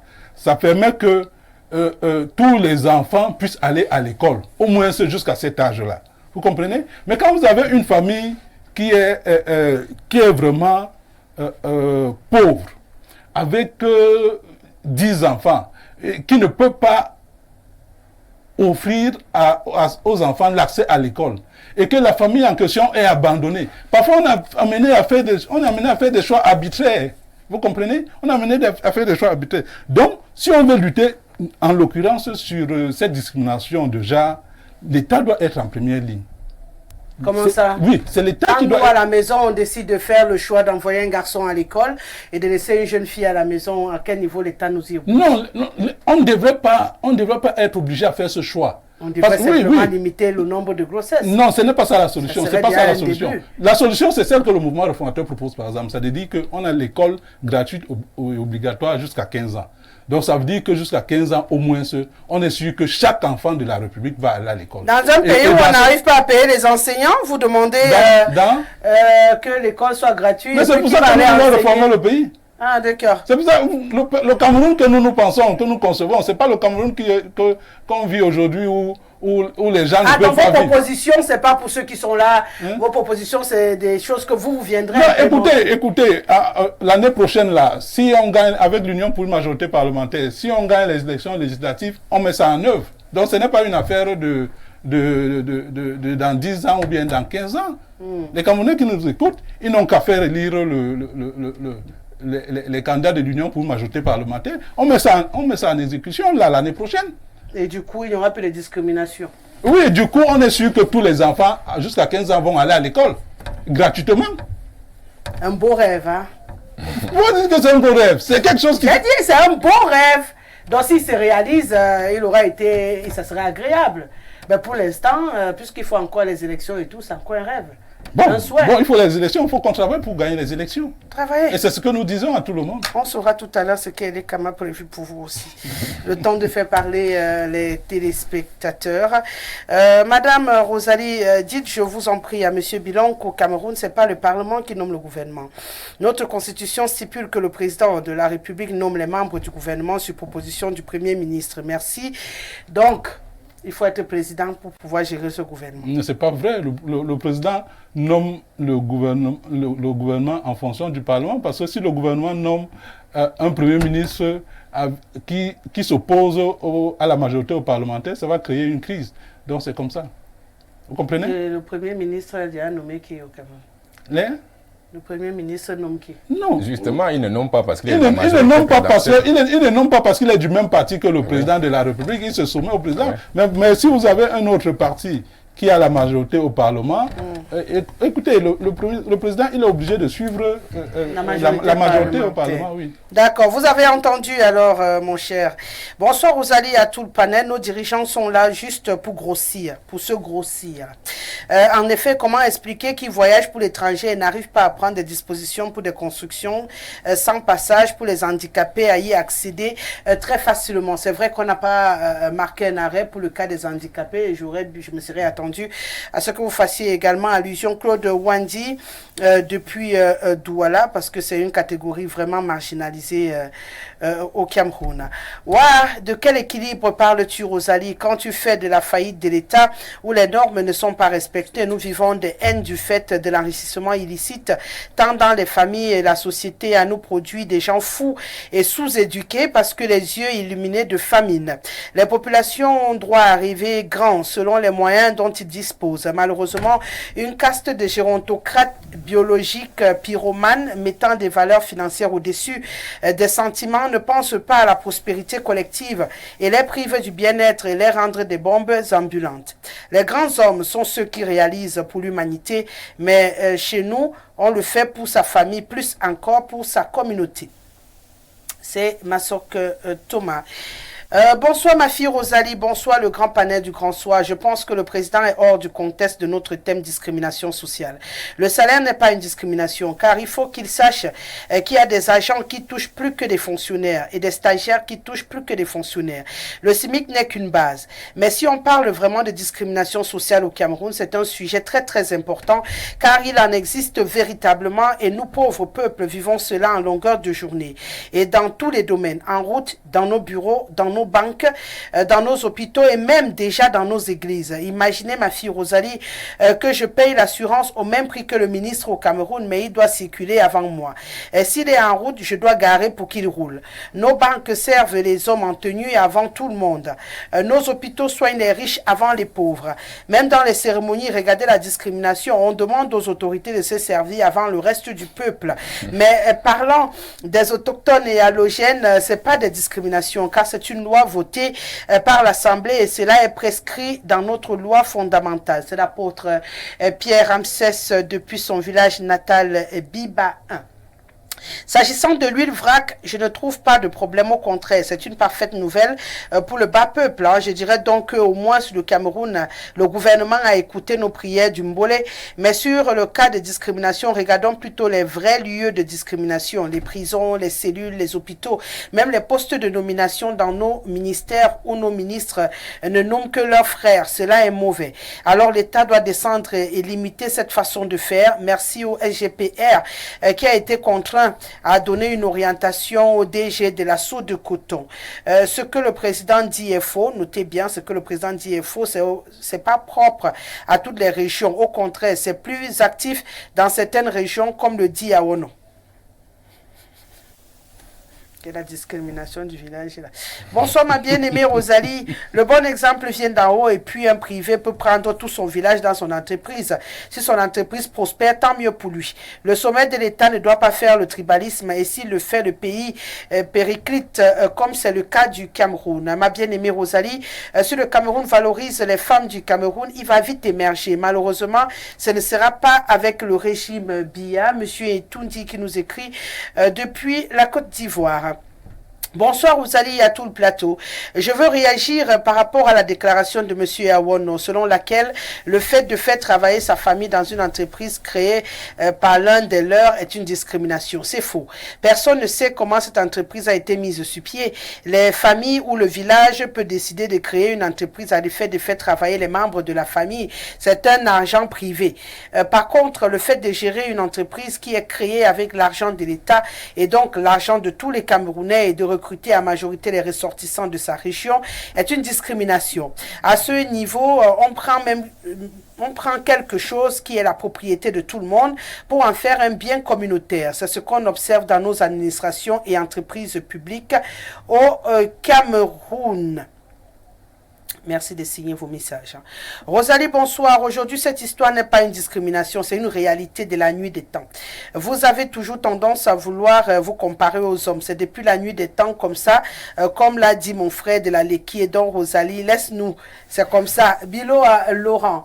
Ça sera comme ça dans vos chambres, hein, mais vous allez seulement vous y habituer parce qu'à l'extérieur, ça sera plus comme ça.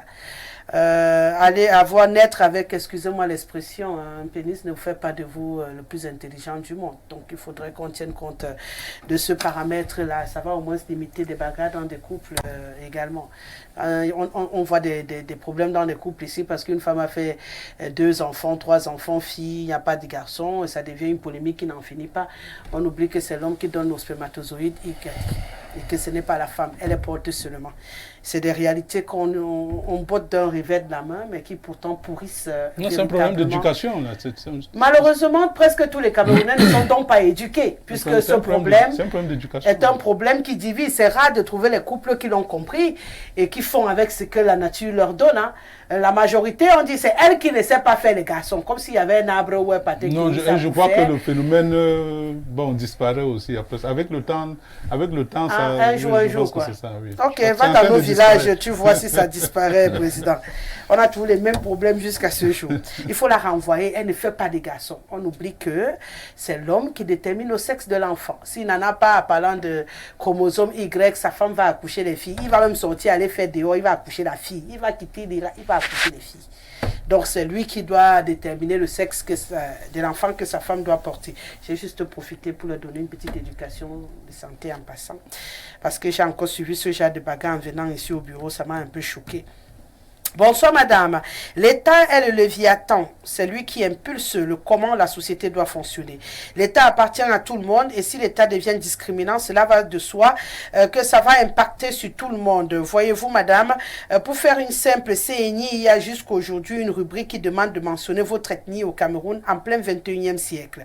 À propos du secteur privé, madame, les patrons sont à la recherche du profit et privilégient la compétence, l'équilibre que j'appelle ethnique. Il n'y a pas droit de pas droit de citer. Donc, quand nous comparons le public au privé, nous nous trompons réellement. Il est inadmissible que lors d'un concours administratif, 2 enfants nés au littoral, grandis au littoral, ayant fait les mêmes écoles, se présentent, l'un passe avec 10 de moyenne et l'autre échoue avec 12 parce que l'équilibre régional est devenu ethnique. Les frustrations sont légion, madame. C'est Sofrika qui nous écrit depuis Douala. Bonsoir à vous sur le plateau, s'il vous plaît. Stabiliser le débat, le fait que l'homme soit au-dessus de la femme, c'est la règle de l'échelon. De l'échelon de la journée du lundi. Ne peut pas être au même moment que celle de mardi. Vous entendez les raisonnements, président? Et vous dites qu'on est en train d'en sortir? On est plongé dedans. Hein? On est plongé. Nous, on va prendre la latte. Vous allez sortir de là même avec les mains. Parlant de la discrimination, le gouvernement est le père chef de la femme. La loi est le cahier des règles. Donc si le gouvernement n'est pas tribal, le tribalisme ne pourra pas régner. On va du côté du Gabon. Les tenants du pouvoir sont dans la panique générale. Ils savent que 2025 ne sera pas 2018. Nous sommes fatigués d'être la moquerie du monde. Jacques depuis Libreville au Gabon.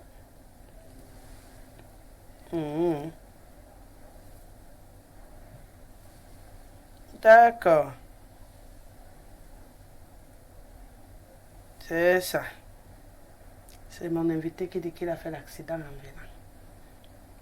Bonsoir, la discrimination est flagrante dans les recrutements, les concours et les postes de nomination. Où sont les femmes?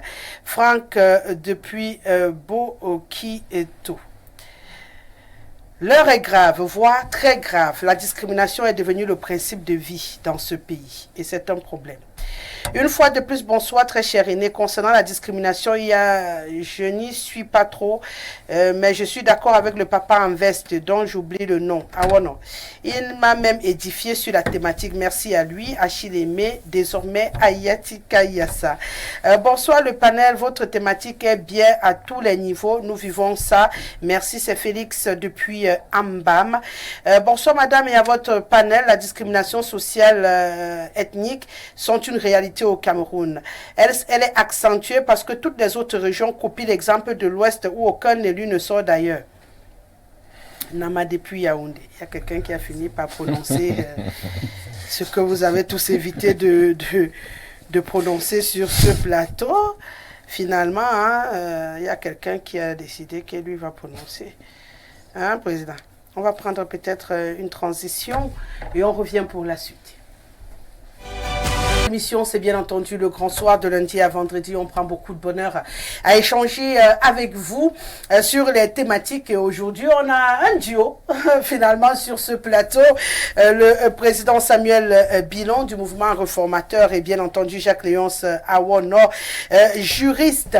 On va poursuivre cette émission. C'est vrai que j'aurais souhaité que les autres politiciens soient là pour parler de cette réalité à Eleka, mais ce n'est qu'un arrêt parmi tant d'autres que nous aurons l'occasion de faire. On va donc prendre les réactions de ceux qui sont sur le plateau. Je le disais tantôt, Élection Cameroun a fait l'objet de beaucoup de critiques. Président, là je démarre avec vous puisque vous êtes d'abord l'homme politique de ce plateau. Beaucoup de critiques. Apparemment, tous ceux qui partent pour s'inscrire, on reçoit beaucoup. C'est vrai que je suis aussi descendu sur le terrain, font face à une réalité. Il n'y a pas de kit, il n'y a même pas de récépissé délivré à ceux-là qui sont censés s'être enregistrés sur les listes électorales. Et il se trouve que beaucoup de partis dits de l'opposition ont donc demandé, ce qui est prévu bien sûr par le code électoral, à Élection Cameroun de rendre solennel les listes sur le plan national pour que même s'il n'y a pas de kit et qu'il n'y a pas de reçu, au moins que chacun soit rassuré qu'il est inscrit véritablement sur cette liste avant la date des échéances électorales, de peur d'avoir des surprises désagréables. Le refus de le faire a poussé beaucoup à penser qu'une grosse fraude se prépare au Cameroun. Votre regard? Bon, écoutez, je crois que j'aurais aimé aussi avoir les contradicteurs des autres partis politiques, parce que de notre point de vue au mouvement réformateur, nous ne comprenons pas la critique qui est portée en particulier sur Elecam. Vous savez, Elecam est une création du gouvernement. Si on veut questionner les dysfonctionnements de l'ECAM, il faut d'abord apprécier la volonté du gouvernement d'avoir des élections transparentes dans notre pays. Et en l'occurrence, le gouvernement ou bien le RDPC ne veut pas qu'on ait une élection transparente dans notre pays. Ça, c'est la première chose. Et ça transparaît dans la loi qui crée l'ECAM. Vous allez voir en particulier que, et ça c'est quelque chose... c'est vraiment très précis. Et l'ECAM a un budget de fonctionnement. Et la loi dit qu'en année électorale, en plus de son budget de fonctionnement, l'ECAM a un budget pour les élections. C'est ce que dit la loi. Bon. De mon point de vue, il y a deux choses. La première chose, c'est que l'ECAM n'a pas un budget spécifique pour les inscriptions sur les listes électorales. Vous comprenez? Donc, ça, c'est déjà un problème au niveau de la loi. Et puis, de deux, la loi dit que l'ECAM doit avoir des démembrements sur l'ensemble du territoire national. Je veux comprendre quelque chose. Je ne vous enlève pas votre parole. Je voudrais être sûr qu'on s'est très bien compris. Vous dites qu'en période électorale, l'ECAM a un budget. Vous dites que l'ECAM a son budget de fonctionnement. Mais vous dites que l'ECAM n'a pas un budget pour les inscriptions sur les listes électorales. C'est ce que vous dites. Je voudrais bien noter que c'est ce que je dis. Qu'est-ce que la loi dit? La loi dit que l'ECAM a un budget de fonctionnement. D'accord? Et à côté de ce budget de fonctionnement, lorsqu'on est en année électorale, l'ECAM a un autre budget pour les élections. Vous comprenez? Ça veut dire que quoi? Ça veut dire qu'on estime donc que les élections, c'est une charge, l'organisation des élections, c'est une charge supplémentaire qui nécessite un budget en dehors du budget de fonctionnement de l'ECAM. D'accord. L'observation que je suis en train de faire, c'est que la loi n'a pas indiqué un budget pour l'inscription sur les listes électorales. Le fonctionnement de l'ECAM consiste en quoi? Et de ce fait, voilà, j'arrive. Et de ce fait, c'est dans le budget de fonctionnement de l'ECAM que on va prendre la charge de tout ce qui est en rapport avec l'inscription sur les listes électorales. Or, la même loi dit que l'ECAM doit avoir des démembrements sur l'ensemble du territoire national. Vous comprenez? Ça veut dire que la loi elle-même fait de l'ECAM une grosse une mastodonte, parce qu'elle est comme des représentants régionaux, elle est comme en dehors évidemment de la direction nationale, elle est comme des représentants des délégations régionaux, des délégations au niveau des départements, des délégations au niveau des communes, des arrondissements, et tout ça, c'est de l'argent. Quand vous allez dans les structures communaux de l'ECAM, les structures communales, pardon, de l'ECAM, vous allez constater que vous allez trouver pas moins de 5, 10 dizaines de personnes qui sont pris en charge. Vous avez le loyer des locaux, vous avez les salaires de ces gens-là qui sont permanents, parce qu'on pouvait choisir un autre style aussi où on a une structure légère, où les charges de fonctionnement ne sont pas énormes. Mais quand vous avez une structure qui a, on va dire, 360 délégations communales, vous avez 58 délégations au niveau des départements, vous avez 10 délégations. C'est lourd à peser. Et donc finalement, vous n'avez plus l'argent pour acheter les kits. C'est ce que je dis. Et c'est pour ça qu'on a un problème. Je comprends bien. Encore, j'essaie de comprendre avec vous. Hein. Si je comprends bien encore. Et l'ECAM, qui a pour seul boulot pendant l'année, c'est-à-dire avant la période électorale, de s'assurer que les Camerounais s'enregistrent sur les listes électorales, qui est son seul travail. Donc son seul fonctionnement, la seule raison de son agent de fonctionnement. Vous trouvez qu'ils n'ont pas l'argent pour les kits. Parce qu'on n'a pas précisé dans l'agent du fonctionnement que ça va acheter les kits pour fonctionner. Est-ce que vous pensez... Donc quand on remet l'argent dans une administration pour le fonctionnement, on doit venir leur dire que vous devez acheter les rames de papier pour saisir. Mais c'est pour ça que j'essaie de vous... Attends, vous essayez de justifier pourquoi l'ECAM n'a pas de kit, quoi. J'essaie de vous dire que l'ECAM va privilégier le salaire de ses agents au kit. C'est ce que j'essaie de vous dire. Ah, d'accord. Vous comprenez? Je vous non, écoutez. Comprendre, je ne sais pas, mais je vous entends. Écoutez, ce que j'essaie de dire, c'est que le défaut le problème que nous voyons là, aujourd'hui, que l'ECAM n'a pas de kit, l'ECAM n'a pas le matériel pour inscrire le personnel. Ça part de la loi qui crée l'ECAM. C'est ce que j'essaie de dire. Et donc, s'en prendre à l'ECAM, pour moi, c'est un peu faire fausse route, parce qu'en réalité, c'est à partir de la loi qu'on a ce problème-là. Parce que si on a défini un budget spécifique pour les élections, on aurait pu définir aussi un budget spécifique pour l'inscription sur les listes électorales, de telle manière que l'ECAM n'ait pas, par exemple, à faire des arbitrages entre son fonctionnement, donc ça veut dire que le salaire de son personnel, les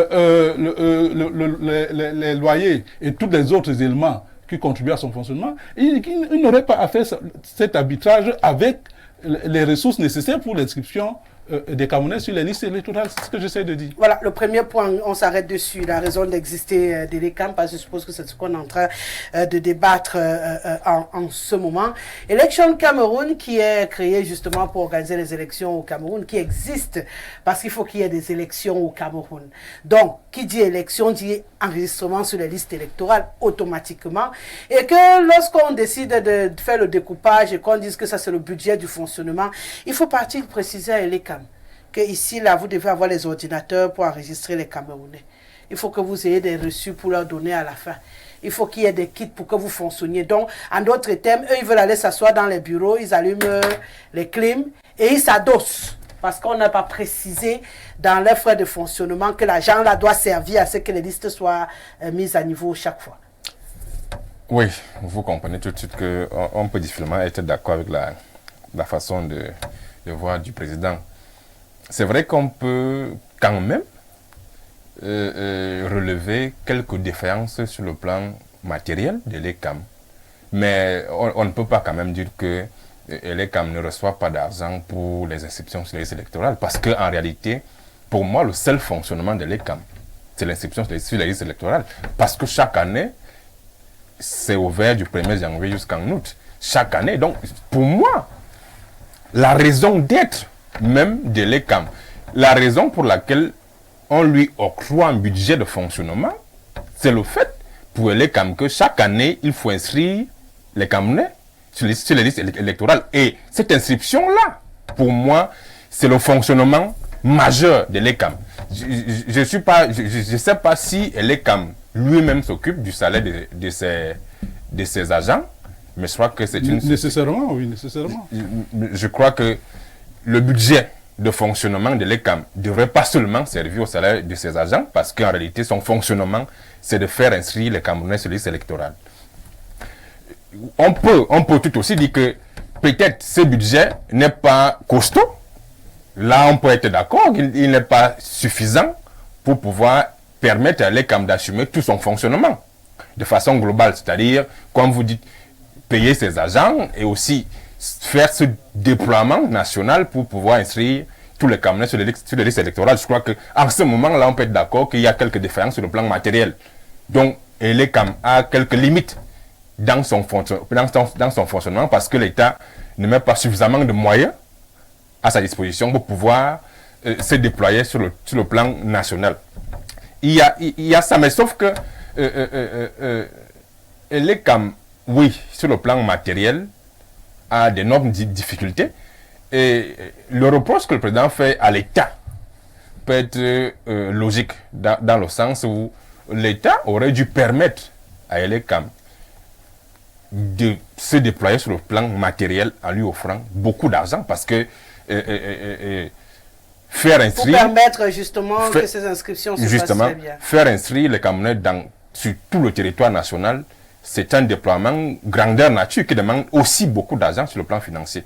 Et donc, je crois que c'est à ce moment-là qu'on peut faire le reproche à l'État d'avoir créé... Donc vous aurez tendance à vous mettre dans la posture de ces partis qui trouvent que c'est fait à dessein, justement, pour qu'on ne puisse pas inscrire les Camerounais et qu'on devrait s'inquiéter de cette réalité-là à la veille de ces élections. Ah oui, on peut logiquement faire ce reproche-là à l'État, d'avoir créé presque un mastodonte qui, dans le fond, ne peut pas se déployer de façon optimale pour pouvoir faire son travail, le travail pour lequel il a été créé. Donc, il y a même plusieurs structures comme ça dans notre pays où presque on crée une structure qui est censée faire un travail, mais on ne lui donne pas les moyens matériels de faire ce travail. On peut citer beaucoup d'autres structures comme ça, mais comme nous parlons de l'ECAM, voilà le reproche qu'on peut faire à l'État. C'est de n'avoir pas permis à l'ECAM de se déployer sur le plan national. Et aussi, même pas seulement sur le plan national, vous avez vu les plaintes des Camerounais qui sont à l'étranger. Vraiment, là-bas, c'est encore plus dur. Où il y a comme une sorte de volonté de ne pas permettre aux Camerounais de l'extérieur de pouvoir participer à la chose politique de leur pays. Parce que il y a comme des gros d'écrangement qui ne permettent pas à ces Camerounais de l'étranger de pouvoir s'inscrire sur les listes électorales. On leur demande de fournir des choses parfois qui ne sont pas très faciles à fournir. Donc, on peut, à ce niveau, croire que l'État a créé quelque chose qui ne devrait pas, selon l'État, faire le travail pour lequel cette chose a été créée. Et c'est une contradiction qui n'est pas de bonne loi pour les politiciens, comme M. Bilong. Je crois que... Bon, M. Bilong a l'air plutôt rassuré, il ne s'inquiète pas. Non, pas du tout. Vous ne me comprenez pas. Ah, d'accord. Non, pas du tout. Écoutez, ce que j'essaie de dire, c'est que le gouvernement a forcé le jeu dès le départ. Et donc, ça ne sert à rien de s'en prendre à l'ECAM. Vous comprenez? C'est ce que j'essaie de dire. Je dis que le gouvernement... Donc, en fait, pour vous, l'ECAM est un instrument du gouvernement. L'ECAM est un instrument du gouvernement. On en fait ce qu'on veut. Oui, voilà. L'ECAM est un instrument du gouvernement pour, je pense, beaucoup plus pour torpiller les élections. De toutes les façons, pour ne pas avoir des élections transparentes. Et donc, ça ne sert à ceux qui s'en prennent à l'ECAM. Moi, je dis, ils font fausse route. Parce qu'il ne faut pas s'en prendre à l'ECAM, il faut s'en prendre à la loi. Et donc au gouvernement, il faut qu'on change la loi. Parce qu'il faut qu'on puisse avoir, faut qu'on puisse, de par la loi, donner des moyens à l'ECAM pour inscrire les Camerounais sur les listes électorales. Parce que c'est à partir du moment où il y a un flou, et on a du budget de fonctionnement, mais le gars, il discrimine.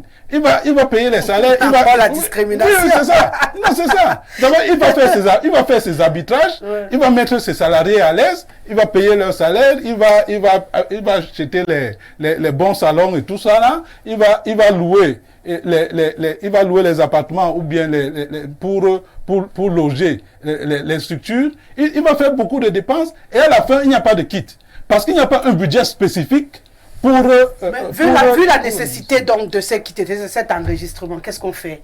Qu'est-ce qu'on fait? Puisque qu'on le veuille ou pas, il faut qu'il y ait élection l'année prochaine, puisque vous réussissez quand même à justifier le fait qu'il n'y ait pas d'équité et autres. Et par contre, tout le monde s'en plaint justement. Qu'est-ce qu'on fait pour pallier à la situation? On ne justifie pas. Ce qu'on dit, c'est qu'il faut que le gouvernement prenne conscience que l'ECAM n'a pas les moyens pour acheter les kits. C'est pour ça qu'il manque de kits. Le gouvernement dit qu'on n'est pas obligé de s'inscrire, puisque le ministre de l'administration territoriale a convoqué dans son bureau les responsables de l'ECAM. Bon, donc, ça veut dire que c'est vous qui voulez que les gens s'inscrivent sur les listes électorales. On n'est pas obligé. Ok. Donc, le gouvernement que vous appelez là n'a pas l'intention. Donc, on prend acte du fait que le gouvernement ne veut pas que les Camerounais s'inscrivent sur les listes électorales. Et donc, ça ne sert à rien de tirer sur les CAM. Et donc là, il faut plutôt tirer sur le gouvernement. C'est ce que j'essaie de dire. Donc, on veut que c'est les CAM qui soient sur la sellette. C'est le gouvernement qui doit être sur la sellette. Et moi, je pense, j'invite les... Mais elle est quand même censée être un organe indépendant. J'invite les responsables politiques plutôt à des actions ensemble. Et l'ECAM est censé être un organe indépendant. Oui, mais l'ECAM ne peut pas être un organe indépendant puisque c'est le gouvernement. Donc vous êtes en train de vous-même constater que ça veut dire que l'ECAM n'est pas normal, donc il mérite d'être sur la sellette. Si l'ECAM n'est pas un organe indépendant alors qu'il est censé être un organe indépendant, il ne devrait pas être là en train de dire que le gouvernement a fait ci, je vais peut-être aussi caricaturer un peu. Oui, j'aime bien les caricatures. Oui, je vais un peu caricaturer. Allez-y. Ça veut dire que vous avez un problème avec un chef de famille. Au lieu de vous attaquer au chef de famille, vous allez vous en prendre à ses enfants. Donc c'est à peu près ça. Ah bon? Oui, c'est à peu près ça. Donc, on revient à ce qu'on dit depuis. Donc, pour vous, l'ECAM n'est pas un organe indépendant. L'ECAM n'est pas un organe indépendant, puisque l'ECAM est financé par les fonds publics donnés par le gouvernement. C'est le gouvernement qui donne l'argent à l'ECAM, non? Mais ils sont censés être neutres. Mais on a dit qu'ils sont neutres. Mais est-ce qu'ils sont neutres? Pour pouvoir faire leur travail. Non, l'ECAM ne peut pas être neutre. L'ECAM est un instrument gouvernemental. L'ECAM ne peut pas être neutre. L'ECAM n'est pas neutre. Malheureusement, c'est ça. Je pense qu'on aurait même pu se passer à cause de tous les problèmes. Parce que puisque le gouvernement n'a pas la volonté qu'il y ait un organe indépendant pour gérer les élections. Vous comprenez? Parce que, voyez-vous, il y a dans d'autres pays des structures similaires. On va pas, c'est pas l'ECAM, mais c'est peut-être des commissions électorales, indépendantes. Ça veut dire que vous allez voir que ce sont des commissions vraiment indépendantes qui s'occupent de tout, de l'inscription jusqu'à la proclamation des résultats. Vous savez que chez nous, elle est quand même interdit de proclamer les élections. Vous savez ça, non? Elle est quand même ne proclame pas les élections. Vous le savez, non? Vous le savez. Donc, l'ECAM n'est pas indépendant. L'ECAM, on a, à la limite, je pense qu'on est en train de gaspiller de l'argent pour rien. Parce qu'on a une structure qui ne peut même pas inscrire les Camerounais sur les listes électorales. Ça ne sert à rien. Moi, j'ai écrit au président, au conseil de l'ECAM pour justement décrire cette situation. Donc, s'ils n'ont pas de moyens, qu'ils disent au gouvernement qu'ils n'ont pas de moyens. Ça ne sert à rien de faire semblant. Parce que vous allez quelque part, nous avons par exemple dans les commissions mixtes, nous envoyons nos camarades dans les commissions mixtes. Les camarades partent dans les commissions mixtes, ils n'ont même pas d'argent pour payer le taxi aux camarades. Il faut que c'est nous qui payons l'argent aux camarades qui partent dans les commissions mixtes. Mais ils doivent leur payer le transport, pourquoi? Mais les commissions mixtes sont une création gouvernementale, non? Est-ce que ce n'est même pas ça le nœud du problème? Les commissions... Vous tous, vous avez les yeux braqués sur le même gouvernement là. Et vous dites qu'il y a quelque chose les yeux braqués comment? Ces élections-là. Les yeux braqués comment? Pourquoi vous dites les yeux braqués? Mais vous envoyez vos éléments. C'est effectivement ce que je voulais dire. Les commissions mixtes sont une création, ça veut dire que c'est la loi qui crée les commissions mixtes, de révision des listes électorales en l'occurrence, non? Ces commissions doivent être sous la charge de qui? Pas l'ECAM. C'est l'ECAM. Sauf que l'ECAM est censé être indépendant. Un organisme indépendant. Donc ce n'est pas une structure étatique. L'ECAM, c'est une structure qui est censée être indépendante. Donc, lorsqu'une telle structure... Vous dites censé. Il faut être factuel. Justement. Est-ce que factuellement, l'ECAM est indépendant? Justement, j'ai dit censé parce que sur le plan logique, l'ECAM est censé, je dis encore censé. Maintenant, on peut, sur le plan factuel, on peut trouver à redire, mais sur le plan de la logique, l'ECAM est censé être indépendant. Lorsque l'ECAM organise donc ces campagnes que vous dites là, est-ce que l'ECAM est censé s'occuper sur le plan financier de vos militants ou de vos agents que vous envoyez? étant donné que c'est une structure indépendante qui organise... Non, écoutez. Les commissions mixtes sont créées par la loi. Oui. OK? Les commissions mixtes sont créées par la loi, à la charge de l'ECAM. Vous avez un parti politique comme le Mouvement réformateur qui n'a pas de subvention de l'État. C'est lui qui doit aller... C'est même ça le problème. C'est ça, vous comprenez? C'est ça le problème. Vous comprenez? Non, ce n'est pas ça le problème. C'est ça le problème. Ce n'est pas ça le problème. Donc, ce qu'on essaie de dire, c'est que la loi qui crée l'ECAM ne garantit pas son indépendance. C'est ce que j'essaie de dire. Ne garantit pas son indépendance, en l'occurrence son indépendance financière. La loi qui crée l'ECAM organise mal l'ECAM parce qu'en fait, une mastodonte, une structure lourde.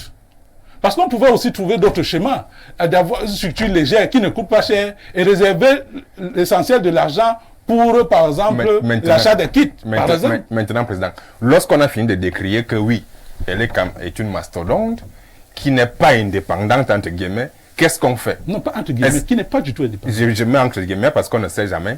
Qui n'est pas indépendante, entre guillemets, qu'est-ce qu'on fait? Est-ce qu'on reste là à se lamenter?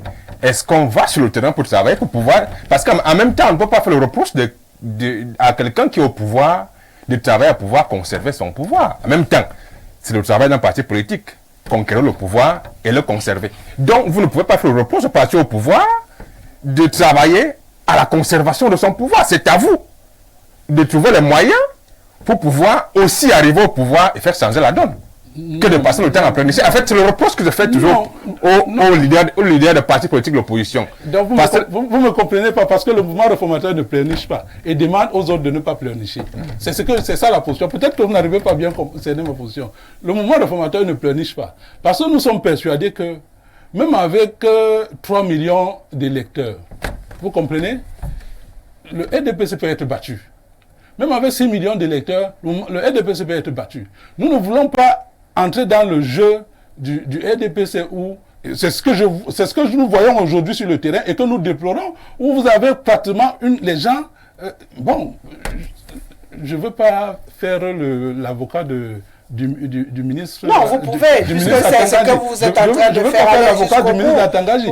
Mais vous savez, vous avez des gens aujourd'hui qui sont en train de singer le RDPC. Ça veut dire que les gens prennent leurs gens, pensent qu'en faisant inscrire leurs militants ou leurs sympathisants, c'est comme ça qu'on va gagner les élections. Mais non, les gens essaient de fausser les élections à la base, comme le RDPC l'a toujours fait. C'est ce qui se passe. L'inscription sur l'électorat, le vote n'est pas obligatoire, certes. OK? Mais le gouvernement a le devoir de faire inscrire tous les citoyens qui veulent le faire.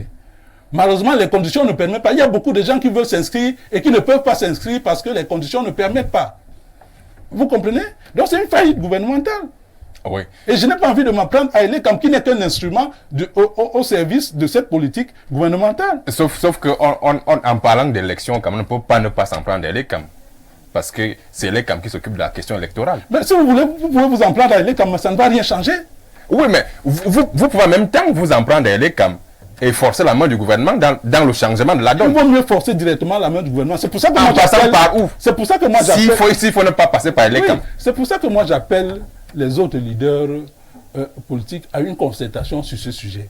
Parce qu'effectivement, je pense que c'est quelque chose qui est grave. Sur quel sujet? Sur le sujet des inscriptions sur les listes électorales. Il faut que les inscriptions... Nous avons par exemple proposé... Vous savez, nous avons à peu près la même population qu'un pays comme le Ghana. Le Ghana, lors de la dernière élection présidentielle, avait 17 millions d'inscrits. Vous comprenez? 17 millions d'inscrits. Alors, on a pratiquement la même population. 17 millions d'inscrits. Là, chez nous, là, on tourne à 6 millions, 7 millions, sans toilettage. Parce que quand on va aller faire le toilettage, on va se retrouver peut-être entre 4 et 5 millions. Vous comprenez? Parce que les 6-7 millions qu'on dit là. Donc en fait, on n'inscrit pas. Les gens s'amusent. Les gens montent et descendent, ils disent, non, ils font la propagande pour rien. On fait semblant comme si on était... On n'est pas en train d'inscrire les Camerounais. C'est ce que dit. Nous avons proposé au Conseil électoral d'essayer d'aller à la limite même, de voir comment on peut faire des campagnes d'inscription, un peu comme on fait des campagnes pour le recensement général des votes. Vous comprenez? C'est comme ça, c'est ce que le Ghana a fait. C'est ce que le Ghana a fait pour avoir 17 millions d'inscrits. Mais vous dites quelque chose de son contraire. C'est peut-être ça que le ministre attend à dire. Vous reproche aussi. Ce qu'il appelle, ça devient presque un harcèlement. C'est ça qu'il dit. Non, c'est pas harcèlement. Le recensement général de vote, c'est pas le harcèlement. Oui. Ça veut dire que ce que j'essaie de dire, c'est que l'inscription, c'est l'État qui inscrit les Camerounais sur les listes. Ce ne sont pas les partis politiques qui inscrivent les Camerounais sur les listes électorales. C'est ce que j'essaie de vous dire. Mais les partis politiques, Président, j'ai l'impression, je ne sais pas, hein, peut-être c'est la sensation que j'ai, c'est que vous parlez d'un autre pays que le Cameroun. Quand je vous entends, vous êtes au Cameroun, vous êtes en train de décrire un fonctionnement qui se veut normal dans un pays très démocratique où la machine fonctionne sans avoir besoin de la moindre pression. On inscrit, le gouvernement s'assure, allez, les kits sont là, les gens vont s'inscrire et puis patata, et puis on vient, on fait des élections tranquilles, on attend des résultats. Le souci qui crée le débat aujourd'hui, c'est justement parce qu'on n'est pas dans ce genre d'environnement. On n'est pas dans ce genre d'environnement. Non, mais nous avons la vision. Non, on n'est plus dans la vision, on est d'abord dans la réalité. Oui. Avant de rêver dans la vision, il faudrait d'abord affronter la réalité. Oui. Mais vous vous projetez dans une vision de quelque chose qui n'existe pas. La réalité aujourd'hui au Cameroun, ce qui fait sortir les autres partis pour bousculer un peu, c'est qu'ailleurs là, on fait comme vous dites, le gouvernement s'organise pour que les citoyens aillent s'inscrire. Chez nous, c'est les autres partis qui jugent qu'il faut que les gens s'inscrivent, qui ont décidé de prendre sur eux de faire ce travail, puisque ce n'est pas fait normalement. Et vous trouvez qu'ils ne doivent pas le faire. C'est le gouvernement qui doit veiller à ce que les gens s'inscrivent sur les listes électorales. On va s'asseoir tranquille, on se tourne les pouces, la quantité qu'on aura au moment venu, on ira gérer avec. Ça veut dire qu'en d'autres termes, pour vous, là où vous êtes là, vous êtes sûr que vos candidats n'ont pas besoin d'être soutenus par quoi que ce soit, vous êtes au complet, quoi. Non, c'est pas ça. Non, c'est la sensation qu'on a. Non, c'est vous trompez. Et ce que nous essayons de dire, c'est que, vous savez... Bon, dites finalement, n'essayez pas de dire, parce que quand vous essayez, on n'entend pas bien, dites. On inscrit les citoyens sur les listes électorales, oui. ok? On n'inscrit pas les militants. Mais ça, tout le monde le sait. Puisque même celui que toi, tu interpelles pour aller se faire inscrire, tu n'as pas Est-ce que vous comprenez? Voilà. Donc, on inscrit les citoyens. Donc, le vote, c'est un acte de citoyenneté. Donc, c'est un devoir qui incombe à l'État.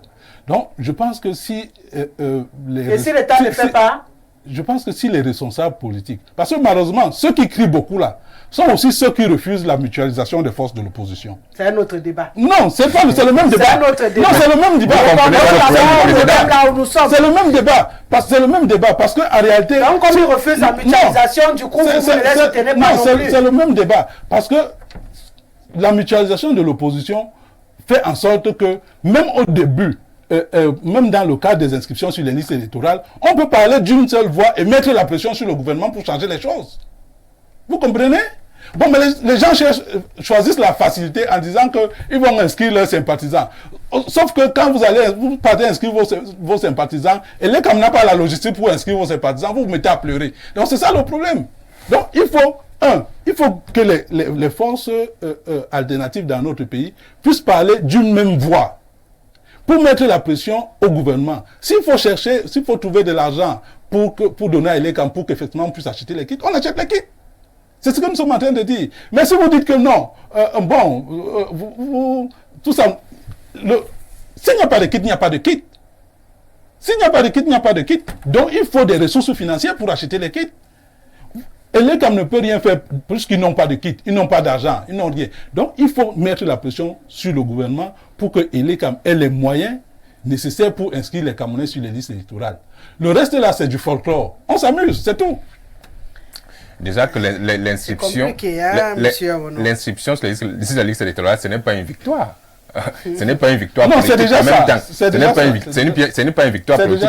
Vous pouvez même gagner le RDPC avec les 4 millions que vous avez dit là. Vous pouvez le faire. C'est ce que j'ai dit. Donc, allez toujours, il faut pas, parce que je vois certains partis politiques de l'opposition versent pratiquement dans le triomphalisme comme s'ils avaient déjà gagné quelque chose. C'est aussi une défaillance qu'il faut... Vous êtes sérieux? Ah oui, je vois certains leaders... Expliquez-moi la stratégie, comment ils peuvent gagner en s'appuyant simplement sur ceux qui sont... Par exemple, la mutualisation des forces, comme il l'a dit. La mutualisation des forces, comme il l'a dit, peut pouvoir faire quelque chose. Si finalement ils peuvent s'entendre, de se mettre ensemble, de parler d'une même voix, ils peuvent construire un rapport de force face au parti au pouvoir. Est-ce que ce n'est pas aussi une fuite en avant? Se mettre ensemble lorsqu'on n'a pas des idéologies qui se rapprochent ou qui vont dans la même tendance. Parce que même dans tous les pays du monde, on n'a pas que l'opposition d'un côté et le parti sortant de l'autre. On a plusieurs partis politiques et d'autres en regroupement en face du parti sortant. Pourquoi est-ce que vous voulez à tout prix créer un seul parti en face du parti sortant? Non, c'est pas créer, on ne veut pas créer un seul parti. On dit que sur le plan stratégique, parce qu'on a une situation, on va dire, conjoncturelle, on a une situation ponctuelle pour être précis. Ça veut dire que si on veut apporter une solution à cette situation, on se met ensemble, on réussit à mettre la pression sur le gouvernement pour que l'ECAM ait les moyens. Après, vous vous séparez. Après, oui, mais si on est d'accord après sur le plan idéologique, on va ensemble. Si on n'est pas d'accord sur le plan idéologique, chacun va dans son... Parce que l'élection, c'est d'abord les idées. Vous ne voyez pas qu'il y a un souci dans ce que vous dites, président? Non, il n'y a pas de souci. C'est le réalisme. Donc, vous vous mettez ensemble pour mettre la pression au gouvernement pour que les quitte. Après, vous vous séparez pour les élections. Oui, mais parce que l'inscription, c'est quelque... Pourtant, vous dites en même temps que les inscriptions, là, c'est pas nécessaire. Non, c'est pas une victoire. Non, c'est pas une victoire, c'est pas nécessaire. Non. On peut même gagner avec ceux qui sont déjà beaucoup la caricature. Non, pourquoi? J'ai dit ce que vous avez dit. Non, c'est pas ce qu'on a dit. C'est vrai que quand on réécoute ce qu'on a dit, ça peut choquer. Non. Mais c'est ce que vous avez dit. C'est pas ce que nous disons. Ce n'est pas nécessaire. On peut même gagner avec ceux qui sont déjà inscrits là. Donc les gens qui vont même inscrire là font le plus pour gagner. Non, c'est ce que vous avez dit. Non, écoutez, c'est que je vais me répéter si vous voulez. L'idéal, c'est d'avoir les 17 millions d'inscrits qu'on a par exemple eu au Ghana. C'est ça. Donc ça veut dire qu'il faut inscrire les Camerounais. Il faut que le gouvernement donne des moyens à l'ECAM pour inscrire les Camerounais. Et le gouvernement ne donne pas. Laissez-moi aller au bout. Pourquoi vous répétez quelque chose qui ne va pas se produire? Ok, donc c'est bon. Donc ça veut dire que la position du gouvernement est telle que si en face, l'opposition parle d'une même voix et mène un certain nombre d'actions, ça va mettre la pression sur le gouvernement pour que, effectivement... Vous avez déjà réussi quand à mettre la pression sur ce gouvernement un jour? Quand? À quelle occasion? Vous croyez que la démocratie là n'est venue sans pression? Vous croyez que les vides qui ont été faites là au début des années 90, vous croyez que c'était rien? Vous croyez que ça n'a pas compté? Les gens qui ont des pressions à marcher pour dire qu'il n'y aura pas de multipartisme, vous oubliez ça? Vous oubliez ça? Non, je pense que si les forces alternatives veulent parler d'une même voix pour obtenir ne serait-ce que l'inscription sur les listes électorales, on va. Mais il y a des gens qui ne veulent pas qu'on parle d'une même voix, qui disent que, ok, eux ils peuvent inscrire, mais ils peuvent inscrire, ils ne peuvent pas inscrire. C'est ce que je suis en train de vous dire. Ah d'accord. Oui, c'est ce que je suis en train de vous dire. Donc, pour vous, ceux donc, qui sont en face ont bloqué la possibilité de s'inscrire. Et vous vous dites qu'il faut seulement faire pression et attendre sur place. Pendant que les autres trouvent qu'il faut aller sur le terrain, mettre la même pression. Donc c'est l'approche. Non, quelle pression? Il faut mettre la pression sur le gouvernement, pas sur les populations. C'est ce qu'on dit. Les populations ne se sentent pas sous pression. Il ne faut pas mettre la pression sur les populations. Est-ce que les populations se sentent sous pression? Puisque les gens qui sortent pour s'inscrire, après, ils n'ont même pas de récépissé, parce qu'il n'y a pas de... Il n'y a pas de kit. Mais ils ne sont pas sous pression. Ça ne sert à rien, ça sert à rien. Ils ne sont pas sous pression. On fait semblant. On fait comme si on inscrivait alors qu'on n'inscrit pas. Une fois de plus, donc l'ECAM ne fait pas son travail. Vous voyez qu'on aura beau tourner, aller dans le ciel, descendre sur terre, on revient sur l'ECAM que vous chuchotez tant et que vous essayez de protéger, et qui apparemment a du mal au finish à être protégé. Allez, on va faire parler. Je vais vous envoyer la lettre. Je vais vous envoyer la lettre que j'ai écrite au président du conseil électoral. Vous allez comprendre que je ne chuchote pas l'ECAM. Non, c'est limite au fait sur ce plateau, hein, monsieur Awono. Voilà. Oui, mais le fait, c'est que le gouvernement ne donne pas les moyens sciemment à l'ECAM pour inscrire les Camerounais. C'est ça l'effet. Et donc, ça ne sert à rien de tirer sur l'ECAM. Il faut tirer sur le gouvernement, c'est ce que je dis. Bonsoir Rosalie, l'ECAM est incompétente pour cette affaire. Rosalie, je vous suggère d'entreprendre une enquête sur les salaires, surtout des cadres. Vous allez être étonnés. Yannick, depuis une cause. Bonsoir, l'ECAM est un organe indépendant financièrement à la charge du gouvernement financièrement. Pour le moment, les Camerounais s'inscrivent normalement. C'est l'affluence des derniers jours qui veut profiter au parti à manquer d'électeurs. D'ailleurs, les inscrits n'appartiennent à aucun parti. Les résultats feront l'arbitrage de soi. Franck, depuis Bokito. Bonsoir, Rosalie. Monsieur Bilombri passe à mes connaissances flagrantes à maîtriser l'organisation et surtout le fonctionnement de l'ECAM. Qu'il sache donc désormais que le budget de l'ECAM est entièrement volontairement arrêtée par elle-même et ne subit aucune modification auprès du ministère des Finances. Il s'agit bel et bien d'une gestion financière autonome dévolue à cette institution. Vu sous cet angle, il ne reviendra à personne d'autre d'aller prévoir l'achat des kits et même du papier pour produire des récépissés aux potentiels inscrits. Et ne pas le faire élève tout simplement des micmacs que cette institution et son gouvernement mettent sur pied pour empêcher autant que faire se peut à la grande majorité des Camerounais de se faire inscrire sur les listes électorales. C'est Élie depuis Ebolova. La commission est une structure de l'ECAM créée par la loi. Les personnes qui prennent part à cette commission sont les membres de la commission et non des partis politiques. Cette commission doit s'occuper de ses membres. Cet argent n'est pas l'argent de l'ECAM, c'est l'argent des Camerounais. Le fait d'être envoyé dans cette commission par les partis politiques n'enlève en rien à ses membres leur camerounité. Le travail fait par les membres de cette commission ne profite pas aux partis politiques, mais à l'État qui a la charge d'inscrire les Camerounais sur les listes électorales. Donc, c'est l'État qui doit prendre en charge le traitement de ses membres qui font un travail de service public. Merci de signer vos messages. Bonsoir Rosalie, ça fait pitié pour celui qui dit président. Vous voyez comment il a même du mal à argumenter, aucune constance, l'ignorance même du fonctionnement. Je voudrais lui demander s'il a même déjà inscrit quelqu'un sur les listes électorales. Est-ce ce monsieur a même déjà constitué un dossier un jour à quelque niveau que ce soit? A-t-il même déjà voté? Si oui, pour qui? Puisqu'il n'a jamais constitué lui-même une liste de candidatures dans une élection au Cameroun. À l'écouter, ce monsieur fait comme s'il n'était pas un homme politique. C'est Géranga du PCRN qui écrit « Bonsoir jolie Rosalie, monsieur Awanoé a un peu raison dans la mesure où il est impossible pour le RDPC de laisser une brèche à ses concurrents. À écouter le président, nous avons l'impression qu'il est membre de la majorité présidentielle. Jean Akak, s'il te plaît,